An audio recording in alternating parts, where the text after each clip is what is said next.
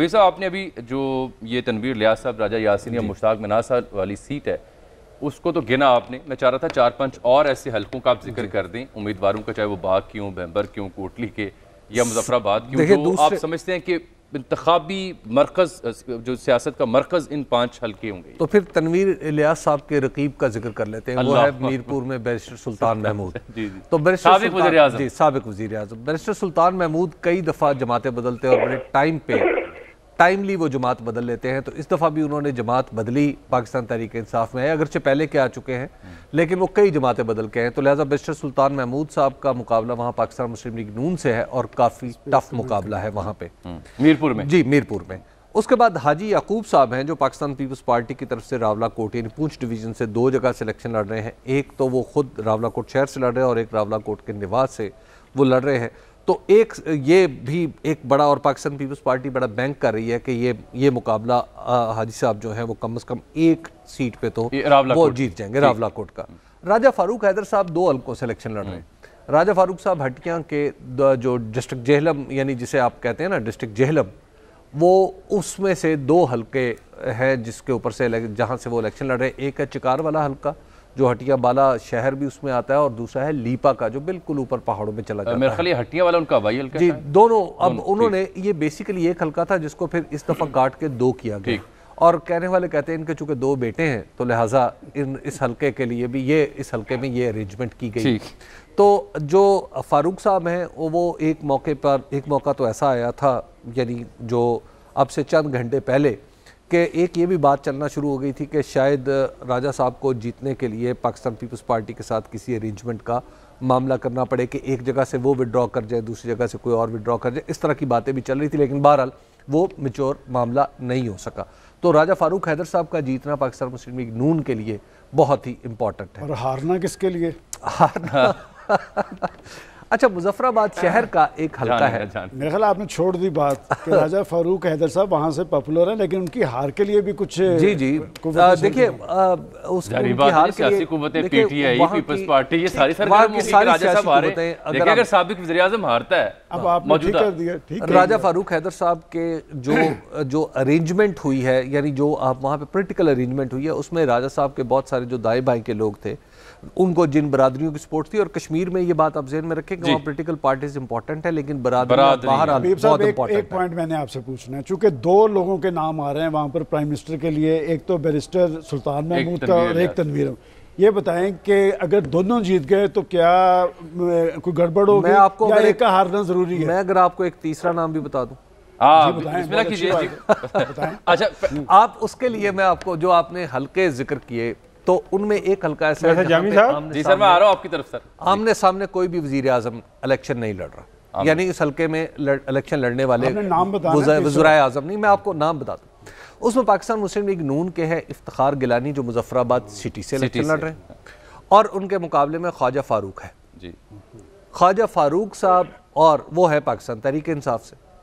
تو آپ کو اس حلقے پہ بھی نظر رکھنی چاہیے کہ اس حلقے سے جیتنے والا بھی پرائم منسٹر کی دوڑ میں شامل ہے کیونکہ یہ مظفر آباد کا حلقہ ہے. گیلانی صاحب کو شکست دینے والا ہو سکتا ہے یہ بندہ جو پاکستان تحریک انصاف سے ہے. تو یہ ہو گیا آپ کے 4-5 حلقے. ایک پوائنٹ ہے سردار تنویر صاحب کا, ایک کمنٹ بڑا زبردست ہے کہ انہوں نے کہا کہ ہمیں پاکستان کے اسٹریٹجک اداروں کی حمایت بھی حاصل ہے, بلیسنگ بھی حاصل ہے, تو لہٰذا اس لیے وہ زیادہ مؤثر کینڈیڈیٹ ہے. اچھا گھومن صاحب, یہ جو تنویر الیاس صاحب کا معاملہ ہے یہ تو میرے خیال ذاتی بیان معلوم ہوتا ہے ان کا.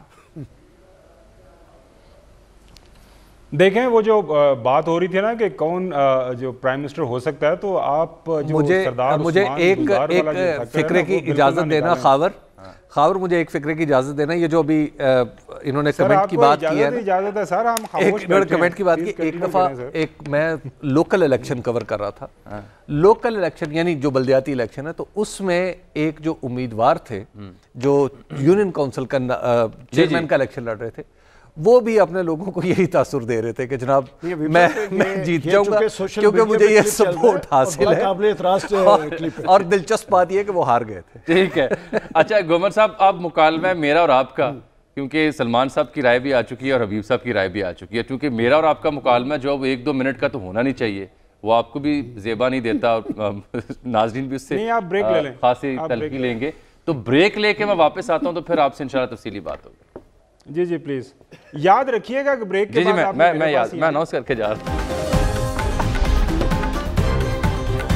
ایک بار پھر سے ناظرین آپ کو اس ٹرانسمیشن میں خوش آمدید کہتے ہیں. بریک سے پہلے ہم خاور گھمن صاحب کی جانب جا رہے تھے لیکن بریک بیچ میں آڑے آ گئی. خاور صاحب واپس آ گئے. ایک بار پھر آپ کو بھی خوش آمدید کہتے ہیں. یہ فرمائیے کہ وزیر اعظم کون ہو سکتا ہے پی ٹی آئی کی جیت کی صورت میں آزاد جموں کشمیر کی قانون ساز اسمبلی کا؟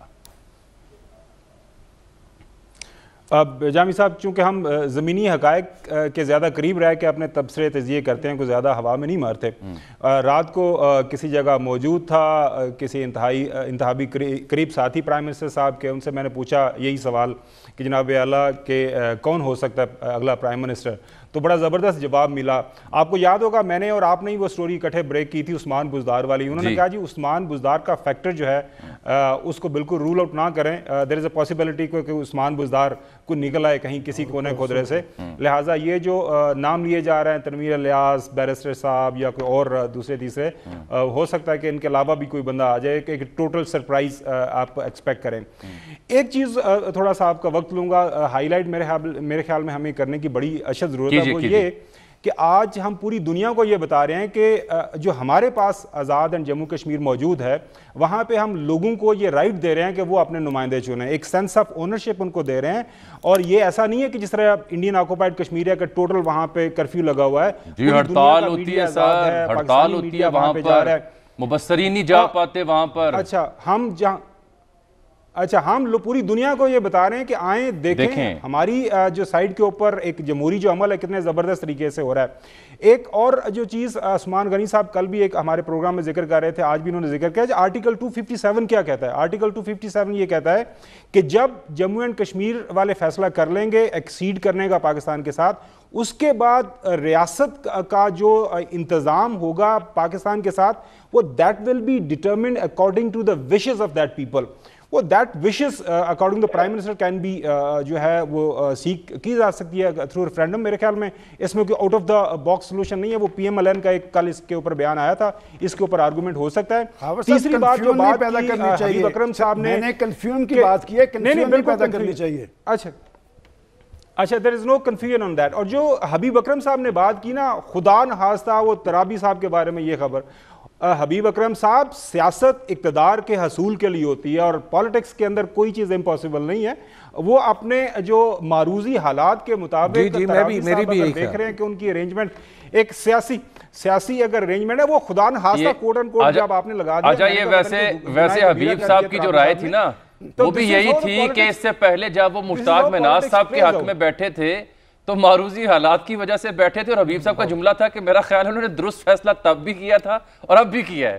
تو وہ تو معروضیت کو ویٹ دے رہے ہیں. میرا اعتراض جامی صاحب خدا نخواستہ، میرا اعتراض خدا نخواستہ پہ تھا. یہ خدا نخواستہ اس میں مطلب پیسوں کے لیے، پیسوں کے لیے ہیپننگ آن گراؤنڈ میرے خیال میں. تو یہ ساری صورتحال ہے اور اسلام آباد سے خبر یہی ہے کہ یہ جو نام لیے جا رہے ہیں، یہ میں ذاتی طور پر آپ سے ایگری کرتا ہوں کیونکہ سنگن ایسے ہی ہے. آپ چونکہ اکثر شام کے بعد ایسی محافل میں ہوتے ہیں جہاں سے خبر آ جاتی ہے اسلام آباد بیٹھنے کا فائدہ، تو کچھ ہلکی پھلکی ہوائیں آ جاتی ہیں آپ کے توسط سے. تو خبر یہی ہے کہ عین ممکن ہے کہ عثمان بزدار فیکٹر وہاں بھی پرویل کرے جیسے پنجاب میں کیا تھا. یہ آپ کی بات میں ذاتی طور پر اس سے ایگری کرتا ہوں کیونکہ ہو سکتا ہے کہ جو بڑے بڑے دو نام ان میں سے ایک ہار بھی جائے، یہ بھی عین ممکن ہے. حبیب صاحب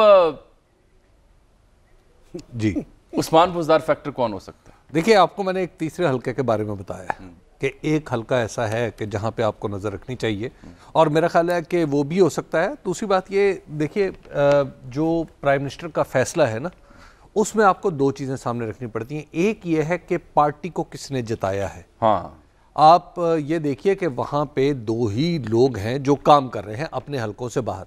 ایک کا نام ہے بیرسٹر سلطان محمود، دوسرے کا نام ہے تنویر الیاس. تیسرا کوئی شخص ایسا نہیں ہے جو باہر کام کر رہا ہو اپنے حلقے سے نکل کے. पंजाब में ऐसी सूरत हाल नहीं थी कि पंजाब का कोई एक शख्स यहाँ पर पार्टी को लीड कर रहा होता और फिर उसका इस्तेहकाक होता कि उसको वज़ीर आला बनाया जाए जब पाकिस्तान तहरीक इंसाफ जीत जाती। तो वहाँ पे कम से कम 2 कंटेंडर मौजूद हैं, और इस सूरत हाल में अगर कोई हार जाता है या कोई तीसरा शख्स सामने आ जाता है तो वो फिर एक अलग सूरत हाल होगी।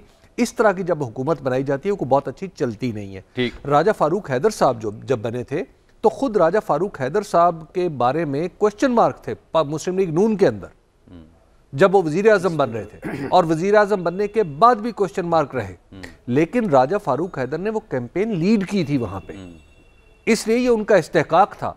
और खुद प्राइम मिनिस्टर हाउस के अंदर जिन नामों में गौर हो रहा था उस वक्त, उसमें से एक मुश्ताक मिनास का नाम था। बिल्कुल ठीक, बिल्कुल ठीक। आज जाहिद साहब, सलमान साहब, जाहिद साहब से अगर आप इजाजत है टेलीफोन लाइन पर हमारे से जुड़े, मैं आपके पास आता हूँ, मैंने आपसे पार्टी पोजीशन आपकी राय में लेनी है। जाहिद साहब ये फरमाइएगा कि ये बड़ा इंपॉर्टेंट नुक्ता है कि अनलाइक ऑक्यूपाइड कश्मीर जहाँ पर स्ट्राइक होती है, फौज होती है, लिमिटेड पोलिंग स्टेशंस हैं, इंडिपेंडेंट ऑब्जर्वर्स नहीं जा सकते विटनेस करने के लिए जो वहाँ पे सो कार्ड कठपुतली इंतखाबात होते हैं। हमारे यहाँ जो प्रोसेस है सबके सामने है, यूएनओ के लोग भी आते हैं, इंटरनेशनल मीडिया भी आता है कवर करने के लिए। ये बड़ा इंपॉर्टेंट फैक्टर है पाकिस्तान के लिए। हम इसे उस तरह से क्यों नहीं प्रमोट कर पाते या पेश कर पाते कि ये देखिए ये हमारे हिस्से का कश्मीर है? मेरे ख्याल बिल्कुल सही बात है कि जो उसका तो मुआवजा कर ही नहीं सकते हैं जो कि मौजूदा कश्मीर में हो रहा है, और हमारे ये आज़ाद कश्मीर में कोई उसमें कोई मुकाबला ही नहीं। मतलब ये कहना कि जो है वहाँ कैसे इलेक्शन होते हैं वो हमें सबको पता है। वहाँ पे जो है सूरत हाल यही है जो आपने पहले कही कि नहीं कोई बाहर का मुबस्सिर जा सकता है, और जिस तरह से फौज वहाँ पे मौजूद है, मैं तो जा चुका हूँ उस कश्मीर के हिस्से में, तो देखा तो मैं शायद अगर मैं नहीं जाता तो मुझे अंदाजा नहीं होता कि वहाँ पे सूरत हाल क्या है।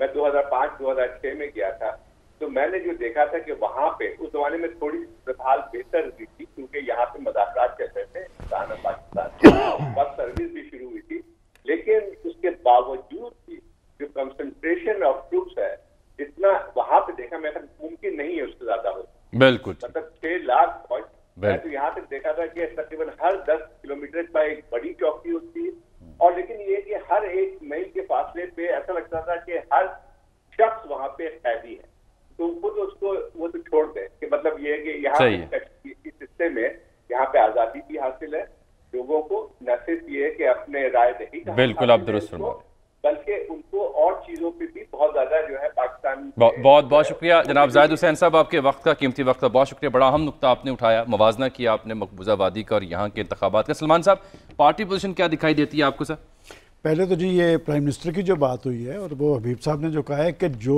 2 कैंडिडेट्स का नाम लिया जा रहा है, देखें ये सियासत और दौलत का मुकाबला है पार्टी के अंदर, और मेरे ख्याल में जिसने प्राइम मिनिस्टर बनना है दूसरा नहीं जीत पाएगा, और ये भी खारिज अज़ इम्कान नहीं कि कोई डार्क हॉर्स हो, और इस हुकूमत में तो तावीज़ भी बड़ा काम दिखाते हैं। ये दोनों जीत रहे हैं, चले अच्छी बात है, ये तो मैं अपना असेसमेंट दे रहा हूं कि तो रात तक पता चल जाएगा, थिंक टैंक में डिस्कस कर लेंगे इसको। अच्छा दूसरा बात है कि तावीज़ हो सकता है किसी के पास तावीज़ भी हो, और दूसरी बात जो आपने कही ना कि जी क्या पार्टी पोजीशन है, देखें हम सबका ये कंसेंसस है कि जिसकी हुकूमत इस्लामाबाद में होती है उसकी वहाँ बनती है। नंबर 1 पे तहरीक इंसाफ होगी, नंबर 2 पे पाकिस्तान मुस्लिम लीग नून होगी, और नंबर 3 पे पाकिस्तान हबीब अकरम साहब पार्टी पोजीशन अगर हम 33 हल्कों का जिक्र कर लें, 12 जो मुहाजिरीन के हल्के हैं पाकिस्तान भर में, उसके ऊपर मैं राय दे दूंगा। आप जो 33 हल्कों का अगर जायचा देखिए जी, 33 हल्कों में मुझे लगता है ये है कि जो मेरी अंडरस्टैंडिंग है, अगर पीटीआई वर्स्ट परफॉर्म करे तो 12 सीटें लेगी,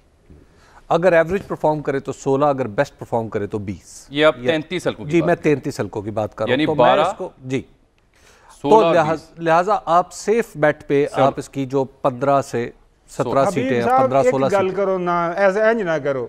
नहीं देखिए, ये बड़ा मुनासिब है कि आपको सारी दुनिया देखती है, आप थोड़ा सा ना नहीं लार्जेस्ट पार्टी 3 ऑप्शन जो आप सुनना चाह रहे हैं, मैं वो भी अर्ज कर रहा हूं जो लार्जेस्ट पार्टी है,